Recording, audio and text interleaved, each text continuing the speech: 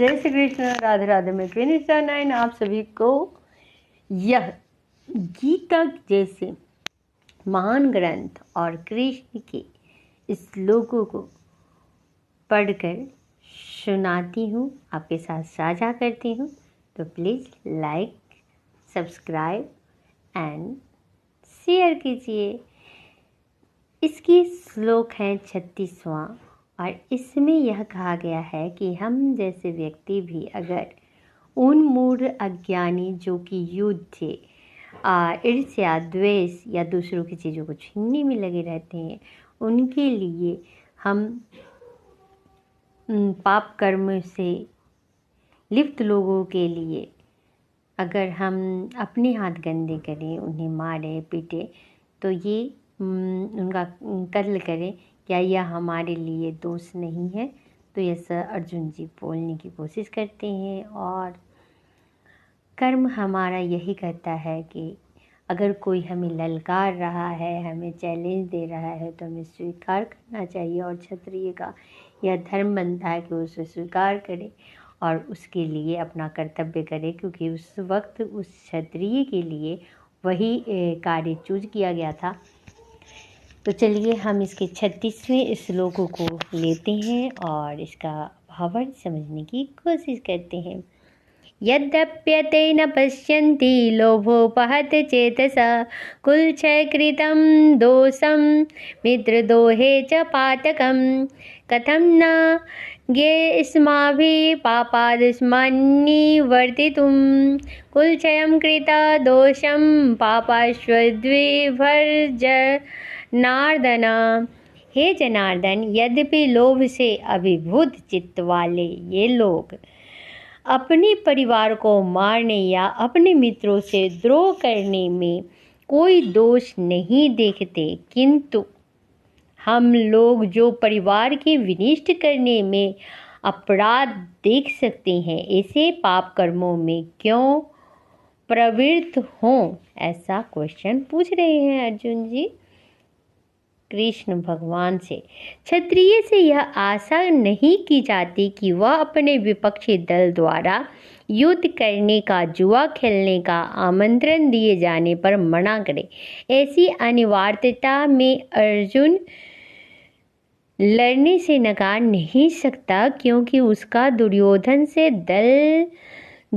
के दल ने ललकारा था। इस प्रसंग में अर्जुन ने विचार किया कि हो सकता है कि दूसरा पक्ष इस ललकार के परिणामों के प्रति अनभिज्ञ है, किंतु अर्जुन को तो दुष्परिणाम दिखाई पड़ रहे हैं, अतः वह इस ललकार को स्वीकार नहीं कर सकता।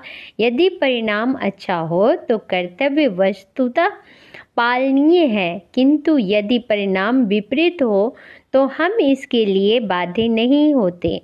इन पक्ष विपक्ष पर विचार करके अर्जुन ने युद्ध न करने का निश्चय किया।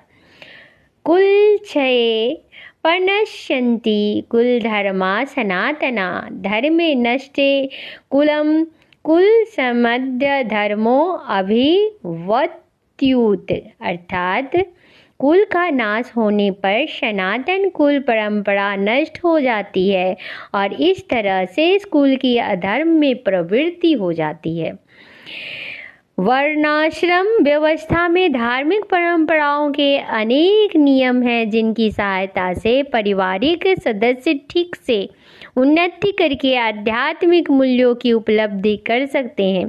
परिवार में जन्म से लेकर मृत्यु तक के सारे संस्कारों के लिए वयोवृद्धि लोग उत्तरदायी होते हैं, किंतु इन वयोवृद्धि की मृत्यु के पश्चात संस्कार संबंधी पारिवारिक परंपराएं रुक जाती है और परिवार के जो तरुण सदस्य बचे रहते हैं वे अधर्ममय व्यसनों में प्रवृत्त होने से मुक्ति लाभ से वंचित रह सकते हैं। अतः किसी भी कारणवश परिवार के वयोवृद्ध का वध नहीं होना चाहिए।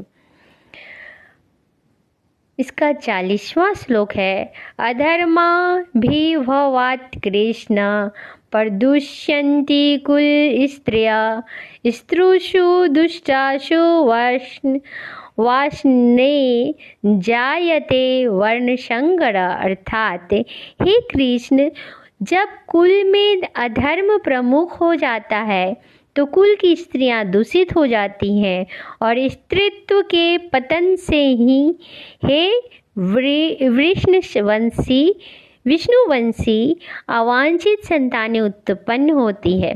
तात्पर्य यह है कि जीवन में शांति, सुख, आध्यात्मिक उन्नति का मुख्य सिद्धांत मानव समाज में अच्छी संतान का होना वर्णाश्रम धर्म के नियम से इस प्रकार बनाए गए हैं कि राज्य तथा जाति की आध्यात्मिक उन्नति के लिए समाज में अच्छी संतान का उत्पन्न होना जरूरी है और ऐसी संतान समाज में स्त्री के सतीत्व और उसकी निष्ठा पर निर्भर करती है। जिस प्रकार बालक सरलता से कुमार्गामी बन जाते हैं, उसी प्रकार स्त्रियां भी पतनोन्मुखी होती है। अतः बालक को तथा स्त्रियों दोनों को ही समाज के वयोवृद्ध का संरक्षण आवश्यक है।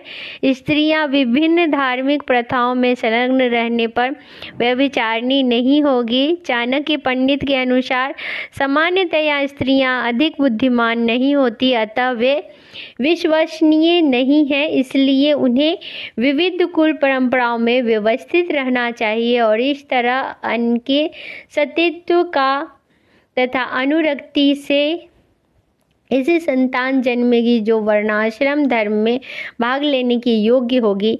ऐसे वर्णाश्रम धर्म में विनाश से यह स्वाभाविक है कि स्त्रियां स्वतंत्रता पूर्वक पुरुषों से मिल सकेंगी और व्यभिचारी को प्रश्रय मिलेगा, जिससे अवांछित संतान उत्पन्न होगी। निठल्ले लोग भी समाज में व्यभिचार को प्रेरित करते हैं और इस तरह अवांछित बच्चों की बाढ़ आ जाती है, जिससे मानव जाति पर युद्ध और महामारी का संकट छा जाता है।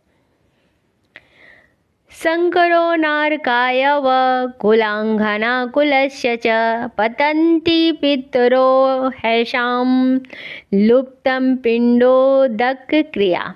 अर्थात अवांछित संतानों की वृद्धि से निश्चय ही परिवार के लिए तथा पारिवारिक परंपरा को विनष्ट करने वालों के लिए नारकीय जीवन उत्पन्न होता है। ऐसे पतित कुलों के पुरखे पितर लोग गिर जाते हैं, क्योंकि उन्हें जल तथा पिंड दान देने की क्रियाएं समाप्त हो जाती है। सकाम कर्म में विविधानों के अनुसार कुल के पितरों के समय समय पर जल और पिंड दान दिया जाना चाहिए और यह दान विष्णु द्वारा किया जाता है, क्योंकि विष्णु को अर्पित भोजन के उच्छिष्ट भाग प्रसाद के खाने से सारे पाप कर्म से उद्धार हो जाता। कभी कभी पितृगण विविध प्रकार के पाप कर्मों से ग्रस्त हो सकते हैं। कभी कभी उनमें से कुछ को स्थूल शरीर प्राप्त न हो सकने के कारण वो प्रेत के रूप में सूक्ष्म शरीर धारण करने के लिए बाध्य होना पड़ता है। अतः जब वंशजों द्वारा पितरों को बचा प्रसाद अर्पित किया जाता है तो उनका प्रेत योनि या अन्य प्रकार के दुखमय जीवन से उद्धार होता है। पितरों को इस तरह सहायता पहुंचाना कुल परंपरा है और जो लोग भक्त का जीवन व्यापन नहीं करते हैं उन्हें यह अनुष्ठान करने होते हैं। केवल भक्ति करने से मनुष्य सैकड़ों या हजारों पितरों को ऐसे संकट से उबार सकता है, ऐसा कहा गया है। देवर्षि भूतान्त नेनाम पितॄणाम न किंकरो नारायणी च राजन सर्वात्मना य शरणं शरण्यं गतो मुकुंदम परिहत्य कर्तम। जो पुरुष अन्य समस्त कर्तव्यों का त्याग कर मुक्ति के दाता मुकुंद के चरण कमलों की शरण ग्रहण करते हैं, इस तरह गंभीरतापूर्वक चलते हैं तथा देवताओं, मुनियों और सामान्य जीवों, स्वजनों और मनुष्यों, पितरों के प्रति कर्तव्य और ऋण से मुक्त हो जाते हैं। श्रीमद् भागवत की सेवा करने से ऐसे दायित्व तो अपने आप पूरे हो जाते हैं। तो इस तरह से आप सभी कृष्ण की भक्ति में संलग्न रहिए, कृष्ण की भक्ति से उनका